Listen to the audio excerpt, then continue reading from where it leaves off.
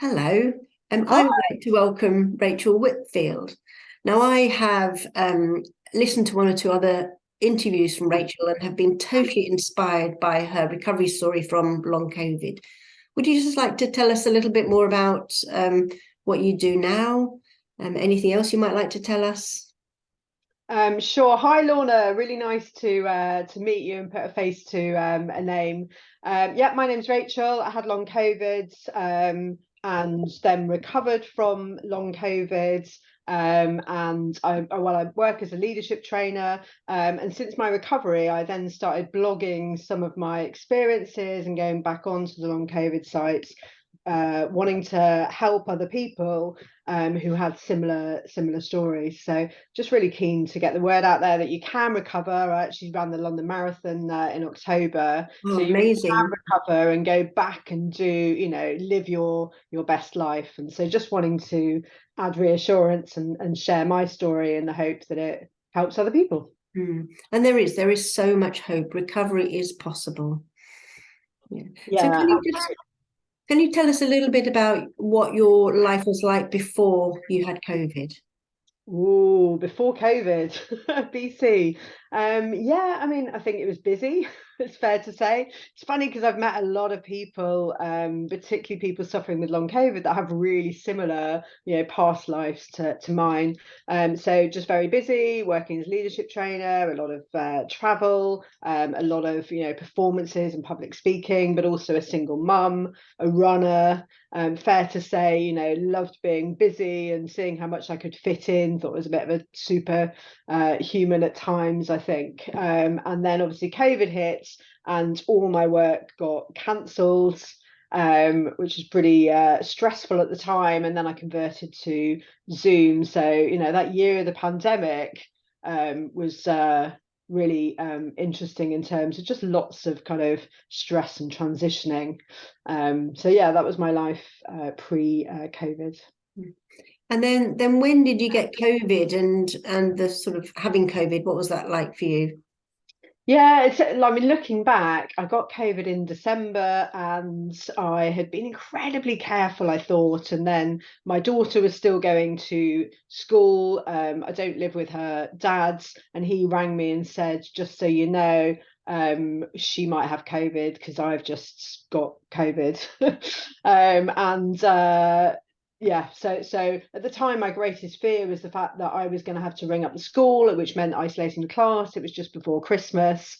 But actually my symptoms then were, I then got it, they were fairly mild, and I've heard this a lot, that I had what I now recognize as awful anxiety, fear. That was definitely my first symptom, and some brain fog and fatigue.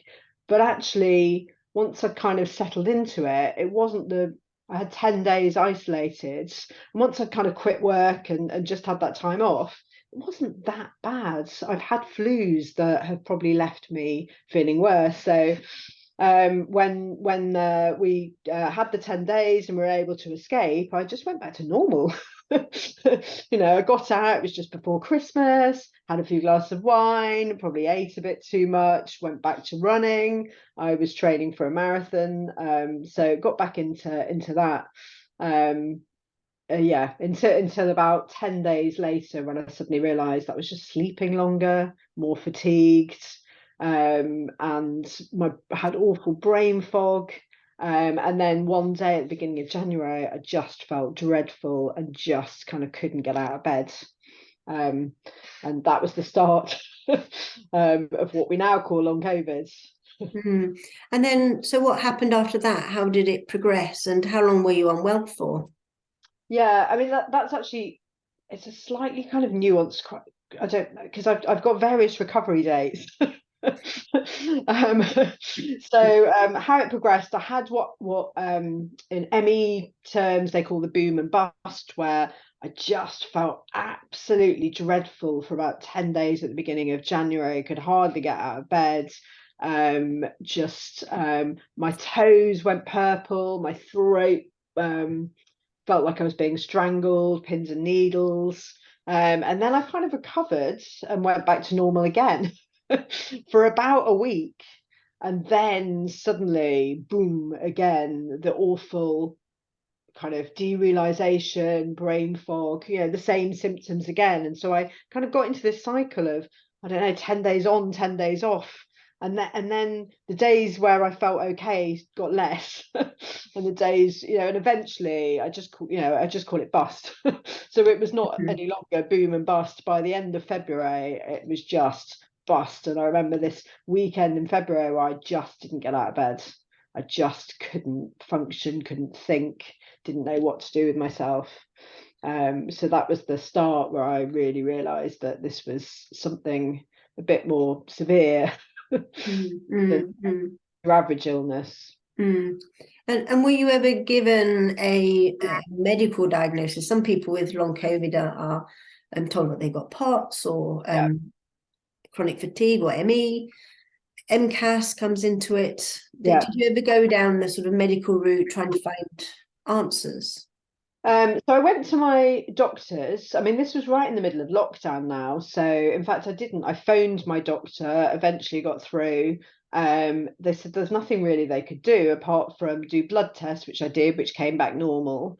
And then they said, well, there's nothing else we can do apart from just put you on this long COVID waiting list. It sounds like long COVID, but we'll put you on the waiting list.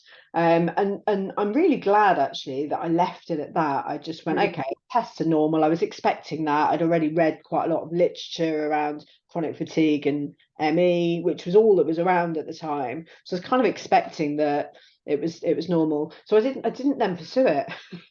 I went on some fatigue course with a lady who'd had ME for 7 years, and she said, yep, your experience sounds similar to the start of my journey. I think that's what you've got. And if that's the case, you could be in for the long haul.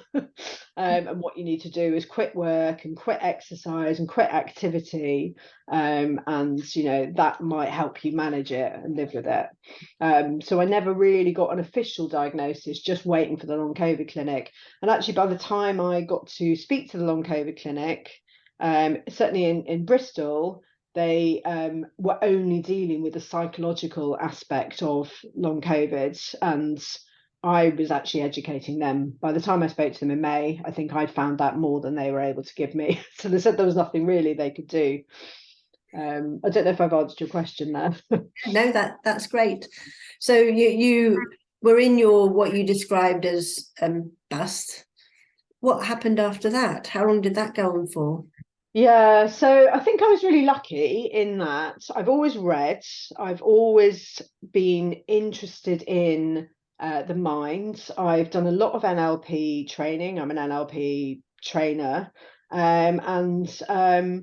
I think I was trying to decide whether to quit work or not, because that had been suggested by this fatigue course. And I'd already kind of given a colleague some of my work for a week here, a week there, and I said to my mum, it's just really funny. Every time I quit work, I wish I hadn't, because I suddenly feel better. And then we both just stopped on the phone, and I went, oh wow, that is a key defining moment. There's something that's more than just coincidence. So that was definitely a defining moment. And I think at the same time I'd read Alex Howard's book which is called Why Me? And he mentioned that every time he went to a different place, I think he said Swansea, he suddenly felt better. And he had that similar realization where he went, this is an illness that, at least in part, is about my mind and about association and about what else is going on environmentally, not just my body. And I think I'd read that, and then I had this realization. And at a similar time, someone had suggested listening to the Gupta program. And so all these things came together where the Gupta program also talked about it's your nervous system, it's your thought process. So it's all these things suddenly came together, and I went, I have some influence here. I don't know yet quite how, but there's something that's really key in terms of the impact of my mind and how that is, influencing this illness. So how did you go from there? So you knew that the mind had an influence on this. Yeah. And then what did you do? So I actually contacted an NLP trainer friend of mine, and I said I need some help. We'd done some work together, and I said I was in this awful place in my head where I run my own business. It's something that has been my absolute, baby for years, and the thought of quitting work was just horrendous. And so I was in this, shall I, shan't I, shall I, shan't I, shall I, shan't I, all inside my head. And I just couldn't seem to make up my mind. And I realized that actually that indecision about should I do work, should I not, is a performance role, leadership role where I'm, training groups of people, that was actually kind of toppling me. So I took 5 weeks off work, 6 weeks off work completely. And then I did some work with my friend where I need to kind of work out, there's all these different parts in my brain, one that's kind of wanting me to just plow on, one that's wanting me to stop. And I need to do some work to try and work out, how do I kind of accept where I'm at and then work out a way to move forward, and a strategy in terms of how I'm going to get myself out of this pit.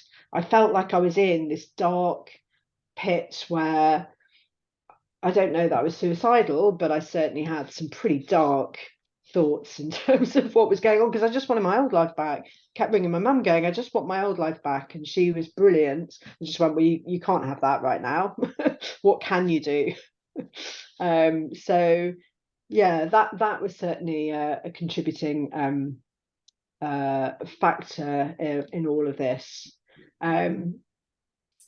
Yeah, so I don't know, that certainly was really helpful. And then someone gave me Nicole Sachs podcasts, and I'd never heard of mind body in that way. I'd never heard of TMS, which she talks about. I haven't got chronic pain, but actually I started to realize that the chronic pain world had such similarities to chronic fatigue and what was happening in long COVID. And I listened to three podcasts. One was called The Symptom Imperative, and it was all about how your symptoms change. And that for her gave evidence that this was nervous system related. And I thought, that is because I didn't have the same symptoms, and they'd wax and wane. And so I became convinced that, especially because I'd already been primed by listening to the Gupta work, I became convinced that it was that I was in fight or flight. She had another one that was called Pre-Grieving. And that was brilliant, because I suddenly realized that what had been happening was that every time I got to the day before a piece of work, even if I'd been relatively okay, my whole system would topple because of the expectation and the worry about what if I'm not okay, and that's what I've been doing to myself. And then there was another one that was called The Relapse is Part of the Healing Process. And I thought that was really interesting, that because when you keep crashing, you just think that you're back to ground zero. You just think that you're back to the start again, and that can be incredibly demoralizing. Whereas she was saying, actually, look for the kind of sweet points, look for the things that are even just slightly better each time. And it won't be a kind of linear experience necessarily, but actually if you start to notice that there's an upward trend. And I think that was key for me. Every day I told myself that I was getting a little bit better, even if it didn't feel like it, within the moments of the day. There was one of Nicole Sachs's interviews. I think it was a lady called Lenka who's recovered from long COVID. And she describes there are days where you feel like I've been here before, I'm not getting any better, I'm in the same place. But actually, if you look, you've gone around the mountain, but actually you're at a higher point up the mountain. The view might look the same, but you are closer to the top of the mountain. I thought that's just such a brilliant analogy, how it's not linear. You feel like you're not getting anywhere, but actually, if you really look back, you are getting somewhere. Yes, and actually I listened to that interview as well. It maybe resonated less well, but the fact that she had long COVID was certainly key, and I know that that's been a real turning point for a lot of people. And there's another one, a guy called Kurt, I think, a bit later on, that I listened to, and again there were lots of things that resonated. And honestly, I remember just sitting on the garden in middle of March, and I rang my mum and I went, I've just listened to this podcast by Nicole Sachs, and I've realised that I have even more influence than I thought. This is what she's saying. I've been pre-grieving. And again, it linked into the realisation about work and stress and the emotional impact, I think, was definitely a key.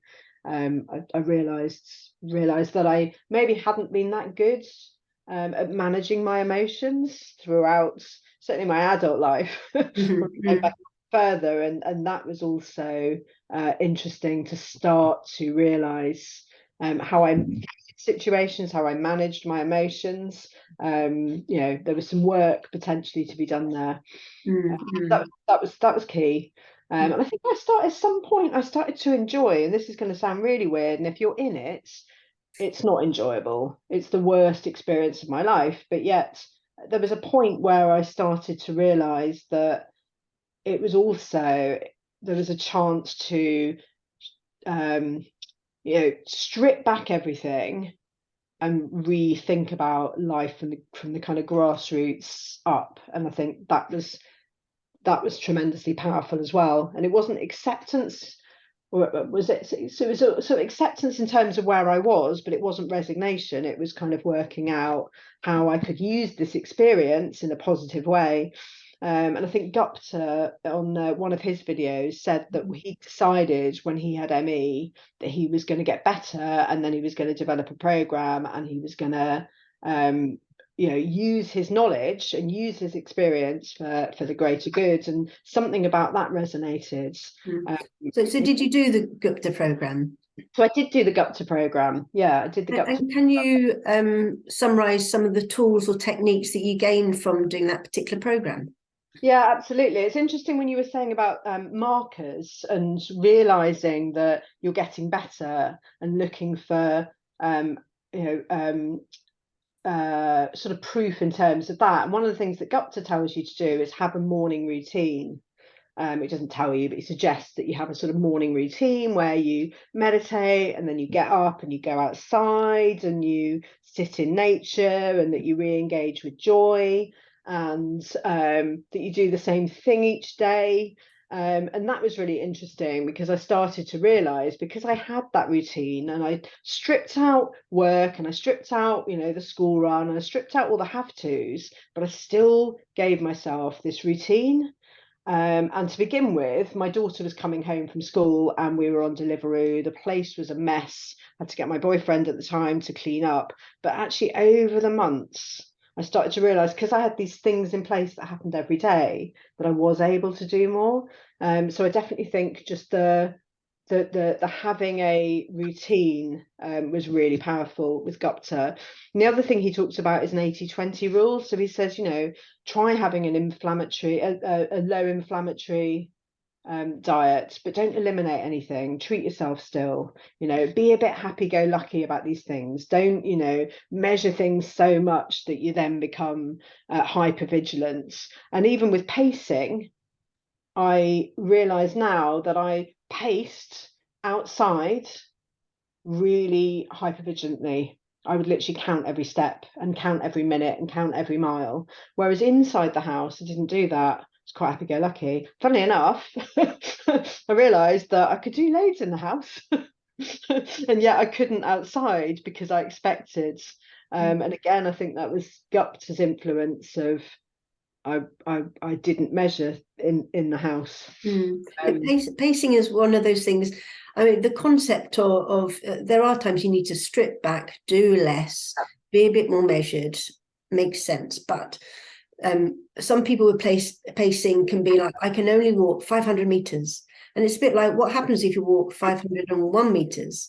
So it becomes a very fixed mindset, which can hold you in that place of being unwell, that you kind of need a more fluid version of that. Yeah, and I can tell you exactly, the fluid version in the house worked really well for me, where I just made sure that I had some some time to meditate, some time to do breathing exercises, some time to just, have quiet time, and interrupting activities with that. And that works brilliantly. For some reason, I didn't translate that to outside the house. And so outside the house, I remember a time where I thought I would do a bike ride of 10 minutes. And I actually did 12 minutes. I was really annoyed with myself because I'd done 12 minutes, not the intended 10 minutes, and I had the worst crash afterwards, but not for 36 hours, because I believed that I had this expectation that I shouldn't have done it. I certainly shouldn't have done the 12 minutes. And I was watching for symptoms, and I watched for symptoms for 36 hours, and eventually they came. You were expecting that was going to happen. I was expecting This is expectation effect. What do you expect you will get? And that's a phrase that gets used quite a lot. Yeah, absolutely. I think the other thing I got from Gupta is, I think there's a module 4 and a module 5. And module 4, he literally, I thought, has he read my mind? Because he said, I bet you're thinking, what if this is permanent? No one told me it was permanent, but for some reason I thought I'd ruined my life. Literally thought I would never have my old life back again. I would never be able to exercise. I certainly wouldn't be able to run again. All these things that, were part of my identity. I wasn't sure whether I'd ever be able to work again at one point, or how that would work. And just by listening to him, and he was like, I bet you think, what if I did this? Why did I do that? Shouldn't have done that. So I thought, he's read my, it's all this limiting language that I'm thinking. And then he talked about the nervous system, and he talked about, sympathetic, and the fact that you're probably someone that was a high achiever. And someone that was a bit of a warrior. And I just thought, me. And just listening to his explanation, actually the fatigue shifted. The fatigue got worse for a few days, which I think can happen when you have these light bulb moments. And maybe I just relaxed a bit. And then definitely there was a shift in fatigue and a shift in brain fog as well, just from listening, not even doing any of the exercises. Just, I think Sarno calls it knowledge therapy. And that for me was more instrumental in my recovery than anything else. These light bulb moments where someone would say something and I think, that's what it is. So everything then was about, I'm in fight or flight. I need to get out of fight or flight. If I follow that mantra and I seek ways to get into rest and repair, then everything will slowly get better. And I thought it would take me about 48 months, I think, something like that. 3 or 4 years, I think I thought it would take. but I did start to believe that I would get better. So you managed to change your belief that recovery is possible. Yeah, and I don't know why I thought it wasn't, because COVID is a novel virus. So how have, there's a lot of narrative when I look back in terms of what people believe about COVID and what people say in the press and in the long COVID groups that I bought into. And I don't even know why I bought into it. I've actually got a biochemistry degree, so, a science degree. So I don't know how I was quite so susceptible in terms of some of the things that were talked about that I just bought, hook, line and sinker, in terms of this belief that I'd ruin my life and that I was never going to get better, and I was having to live with long COVID, and that was going to be my new reality. So the long COVID groups, did you find them a help or a hindrance? There's a couple that I'm now in quite a few, but there was a couple that I stuck with.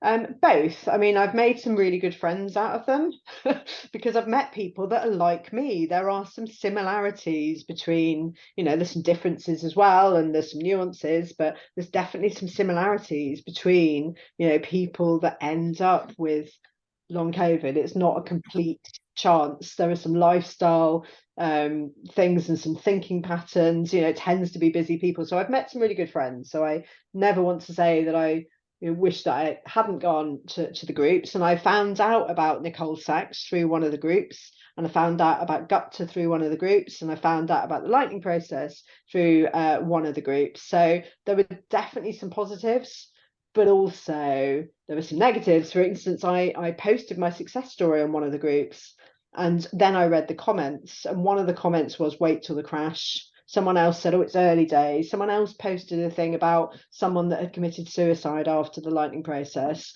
And I tell you what, it nearly toppled me. Nearly toppled me. Because it ends up then in your psyche where you think, what if they're right? What if I've got it wrong? It doesn't take much because you're quite sensitive at these points. All it takes is this little doubt, and then it whirls in your head. So good and bad, but I would say to people, get if you can get the information and then leave, and certainly make sure your life doesn't revolve around the groups, it's probably a good thing. So you did Gupta, and then I understand you did a lightning process as well, is that right? Yes. And what tools did you gain from doing the lightning process that helped you? Yeah, so I think the Gupta definitely kind of helped me realize what it was, and that I wasn't 100% broken, and it was software rather than the hardware. It definitely got me to a stage where I'd calmed my mind down, even when I felt like I was in a dip. I called it a dip, not a crash, so I changed my language. Even when I was in a dip, I had tools from Gupta in terms of meditation and breathing that would help me sort of ride that wave. Lightning process was a game changer, but I don't know whether the lightning process would have been a game changer had I not already done the work of listening to sax, because you hear these messages enough times, they start to then change the narrative that's in your head. But the lightning process, I think two things. Firstly, I'd read someone's success story where they had done the lightning process, and I saw the results for them. And so I suddenly believed that was the way. Alex Howard actually recovered from the lightning process, and I'd read his story. So I think I was ready maybe to recover. I certainly decided at the point where I booked it, I decided I was going to get better. Can't tell you why, but there was something in my belief system that this was going to work. And that would have made a big difference straight away, just changing your belief that this is going to work for me. Yeah, absolutely. And I was so determined that on the Monday before I started the lightning process, I got on my bike for 30 beats per minute. And bearing in mind that I had been operating at, you shouldn't get it above 100 at any point, and I'd been monitoring it really carefully. Were you So doing I wouldn't have heart done rate that. monitoring that was out there? I was my heart rate, yeah, absolutely. I was monitoring my HRV, getting myself really stressed if it went up. And what do you think about the heart rate monitoring concept that's out there in the ME, particularly in the ME community? Take your watch off. I agree. I mean, literally, it becomes this vicious cycle, because you then see that your heart rate's gone up. I mean, I actually now monitor it just out of interest.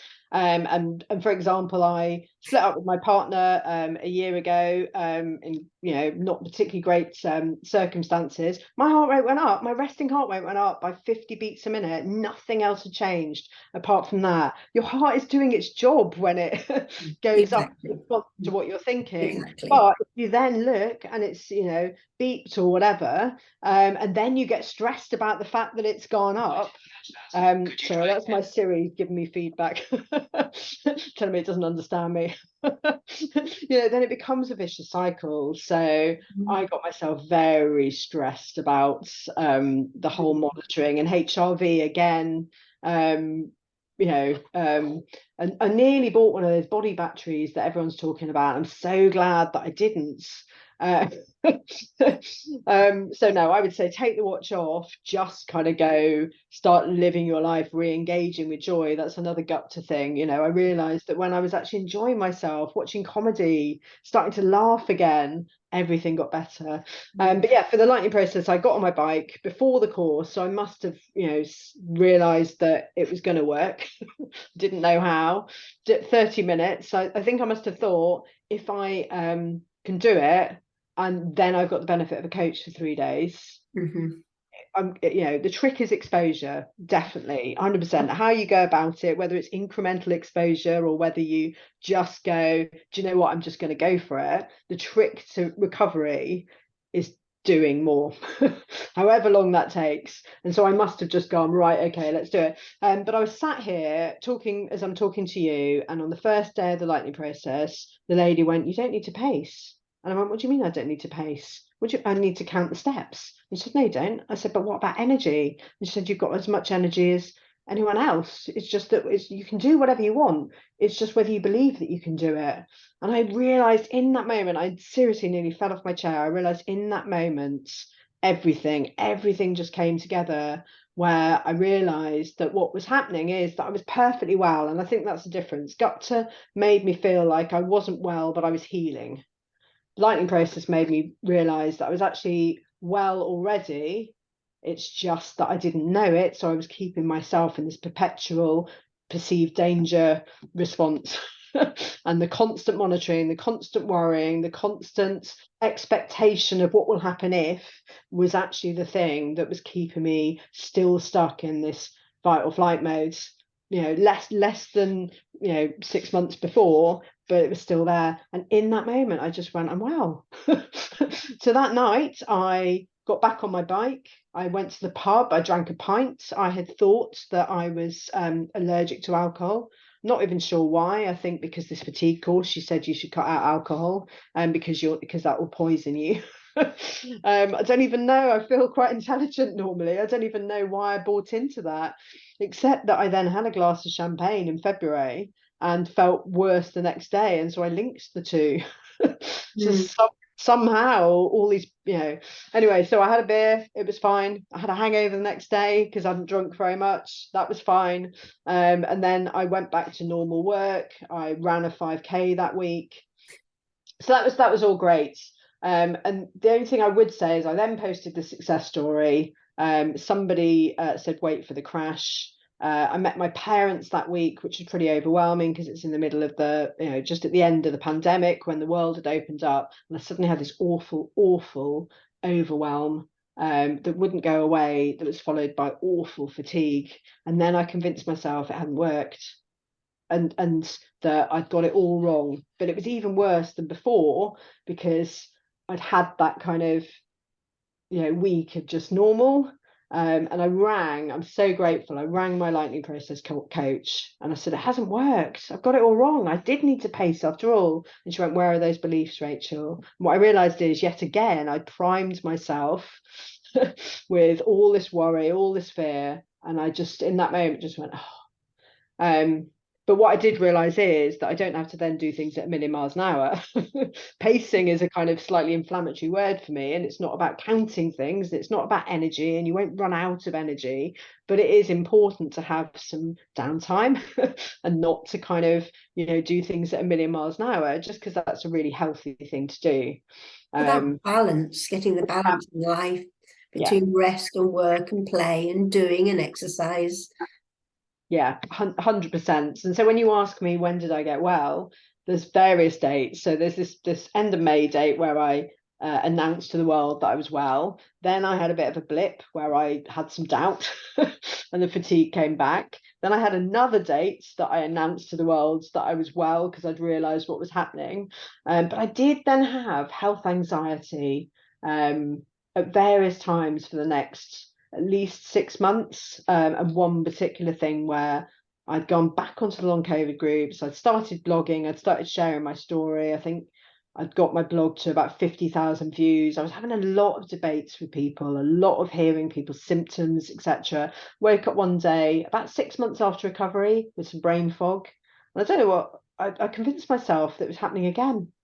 And I got myself into this cycle where all the fatigue came back, all the kind of throat came back, the anxiety, I had these awful panic attacks, thought it was all happening again. And again, I rang the lightning process coach and said, what's happening? She said, you triggered your nervous system again. You've got yourself into these worry cycles. And we did some work.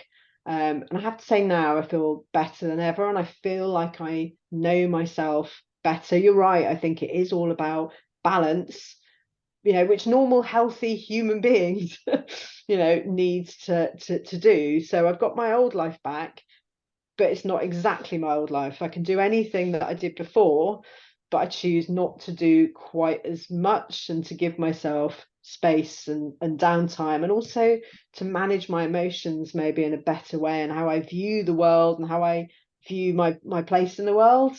I'm much slower to react. I feel like I'm less judgmental. I don't take things as personally. I've learned to kind of step back and control the controllables, but not worry. I've learned that I was actually quite anxious before COVID. It's just that I didn't see it as anxiety. I saw it as pre-planning every eventuality.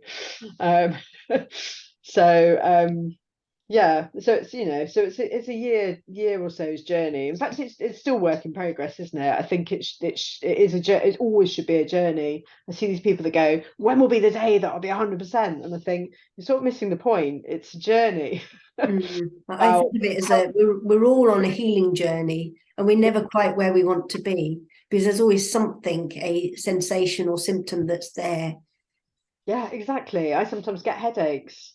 And you know, in the long COVID days, I would kind of, you know, grab hold of that. What's the meaning of that? What have I eaten? What have I done? Whereas now I just go, got a headache. Am I stressed about anything? Have I drunk enough water? Have I had enough sleep? And I just use it more as a, well, I noticed that. I won't fixate on it, but is there something I should be doing? So more as a message, I guess.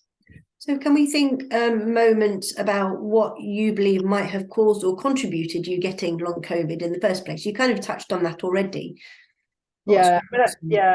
I think, I mean, you know, I think there's definitely a lifestyle component pre-COVID in terms of, I call it the buckets, having a lot of stress and just a lot of cognitive overload of, you know, when will I travel? How will I make sure that I'm working? Who will look after my daughter while I'm working? I've got to rent a couple of rental properties. I also was Airbnb. There was just lots of different things that my brain just never switched off, because I was constantly thinking about what else did I need to be doing to preempt. So there was definitely a lifestyle component that you know that I think meant that I was more likely to fall into that category. I also think that I read and I wanted to research, and I'm a connector, and so talking to lots of other people that had long COVID started to prime me. And a big part, I think, was fear. You know, probably if I'd lived in isolation and and I hadn't spoken to anyone and I hadn't seen the news and I hadn't lived through a pandemic, I probably, I probably would have just, there was definitely some post-viral fatigue. That's normal, isn't it? It is normal. Yeah. You know, I should just chilled out, rested, done less for a bit, and then probably I think I would have been fine. But somehow my brain latched on to, what if it's permanent? What if it's this? Oh my gosh, there's all these other people. It's a novel virus. You know, it came from China. You know, is it man-made? All these kind of things feeding in. You know, There was a huge amount of societal fear at the time, so it's a collective trauma that we lived through. yeah. So the societal fear will have impacted your nervous system and everybody's nervous system. Yeah. Especially if your nervous system is sort of primed beforehand, collection of stresses beforehand. What we talked earlier about being a highly sensitive person. Some people are just naturally more sensitive to things, so the nervous system is more sensitive to their environment anyway. Yeah, absolutely. And what was I going to say? Yeah, I mean, if you think about it, because I've had lots of then debates about mind body, but I don't know, I'm a runner and I get nervous when I run a race and I need the toilet more. My heart rate goes up and I flush and I sweat. You know, these are all mind body things. Or when I'm, delivering a presentation, I go into fight or flight and my heart rate goes up and I, suddenly need the toilet and lose the word that I want to say. And I don't know why. When it came to long COVID, I sort of failed, or it took me a while to realise that actually that was all that was going on. I love your analogy of the stress bucket was just overfull. There's only so much you can take, and something happened that triggered your nervous system. Everything you've described, that it overspilled. Yeah, it's Exactly, I think. And you know, I've had feedback since that my best friend said, you know, Rachel, we always wondered when you'd burn out. Whereas I just thought I was doing incredibly well and managing to fit things in. And, you know, I was always the person that would organize things. I was always the person that prided myself on it. You know, if you ask a busy person, they'll do it, they'll fit it in somehow. And, you know, there's a limit, isn't there? I can see some of the what we call the mind body personality traits coming out: driven, Yeah, wanting to do well, analytical. yeah. So they're all there. Type Yeah, A exactly. personalities. Exactly. No, I did a degree in biochemistry, which I haven't used in 25, maybe 30 years.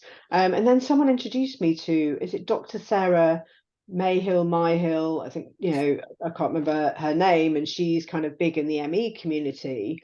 And she talks about mitochondrial damage. And so I found myself reading about the Krebs cycle, which is this kind of metabolic cycle and things for my degree. And you know, at one point I convinced myself that my mitochondria were, you know, damaged. And yeah, that book should be removed. I tell you.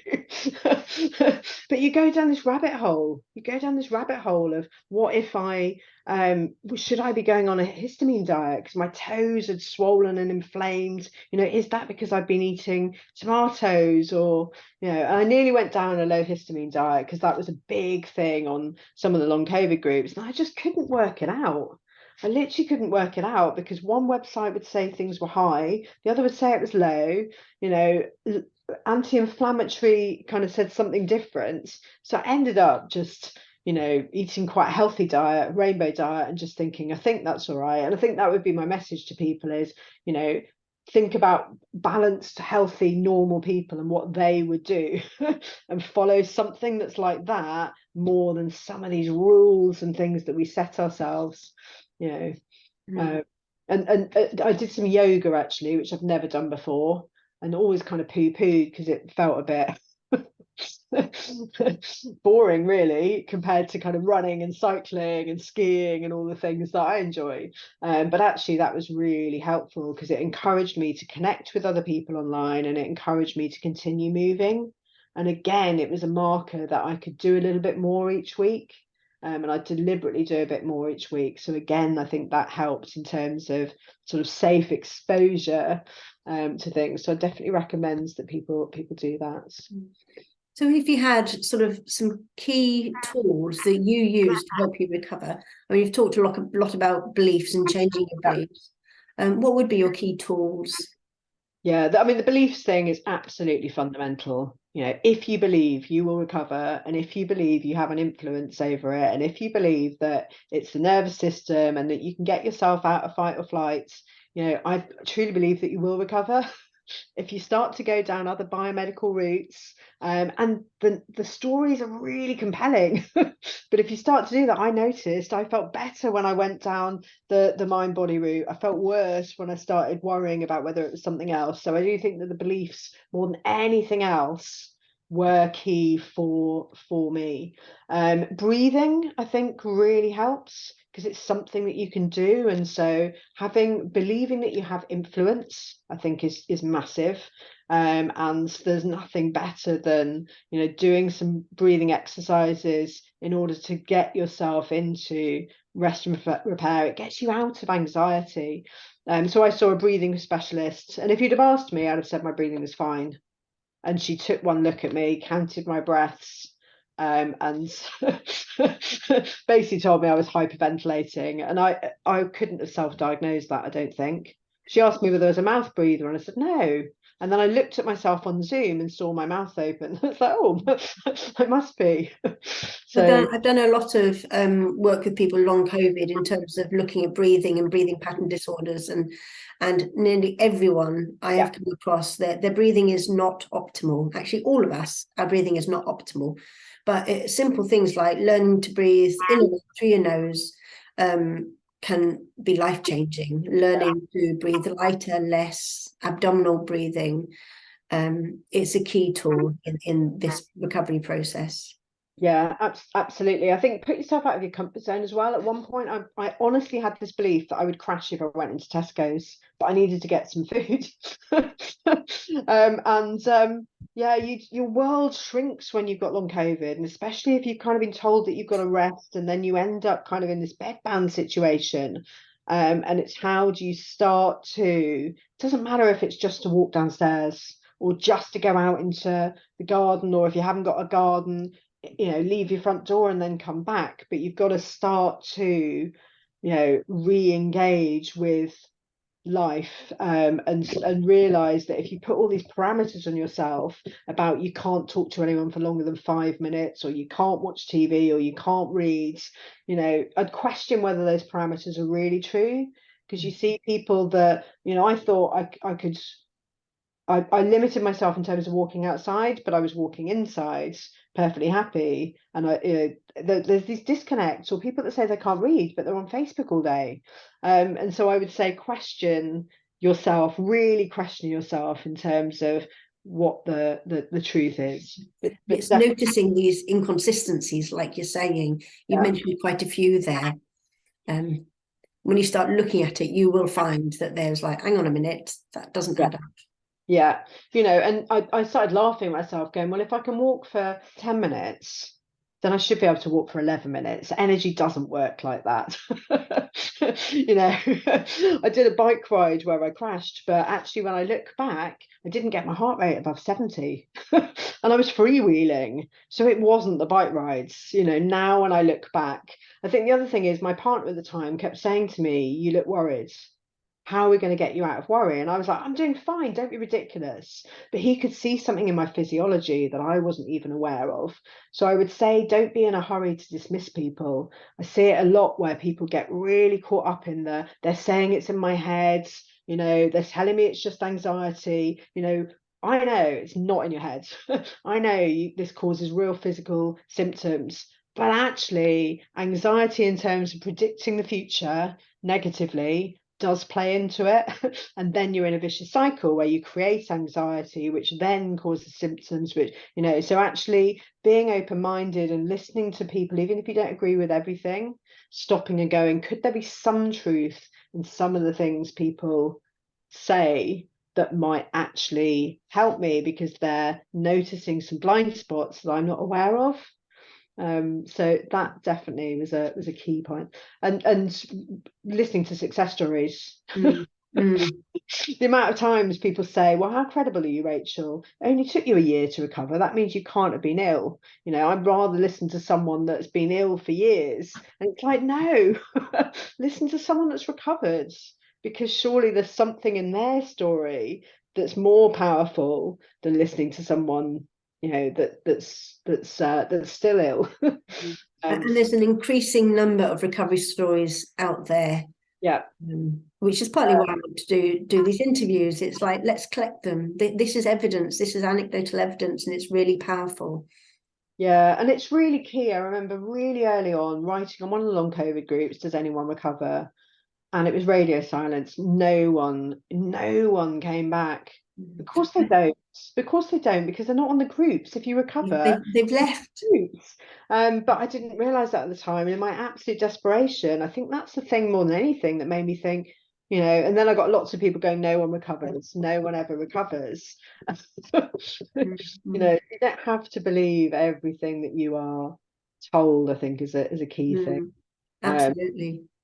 Mm. Yeah, but yeah, breathing, meditation, I've never done before, but I still actually now meditate. That's something that I've kept. Being kind to yourself, not putting yourself under, so much pressure, or noticing when you do and being intentional in terms of that. So I'd say even post recovery, there are things that I have kept because they're just healthy things to do in terms of living your life. And there's now some great resources out there. You're obviously doing this interview. There are other people that are now interviewing recovery stories. There's Recovery Norway. They've got loads of ME stories. Positivelycovid.org. A lady called Amy, who's also recovered from long COVID, she's posted loads of recovery stories. There's a book, Breaking Free, which is I don't 100% agree with absolutely everything, but it's the closest in terms of what causes long COVID. Mm. That's been very helpful for people. I will put together some of these resources and add them onto the YouTube comments, so that they're accessible and they're free. Yeah. Anyway, Rachel, I think we will draw this interview to a close. Do you have a final word of hope that you'd like to offer people? No, I was going to say add my blog as well, because I there's will loads do. of resources on there of just things that I collected over my Great. journey. The big thing is that you can recover, and anyone that tells you that you have to live with this, or this is your life now, or it's your fault in terms of what's happening, or that exercise has caused this, I'd say that you absolutely can recover. I'm meeting more and more people, and actually once you kind of really understand it, recovery can actually be much faster than you think. You can make some pretty big leaps, and so just to know that, I think, is the biggest thing for me. And a lot of people I've spoken to, their recovery has actually been quite quick when they Yeah, start doing this work. yeah, yeah. I've had people reading my blogs and literally writing to me and then saying, do you know what, I read your blogs and I suddenly realized as well, and I've been well now Amazing. for a month, or watching videos like yours, like the ones that you're doing. And that's sometimes all it takes, is there's just Yeah. this realization, these light bulb moments, something that you'll say or I'll say will just resonate with people. Yeah, just to have the belief, I think. Yeah, amazing. Thank you so much, Rachel. You're very welcome. You're very welcome. Bye for now. Bye.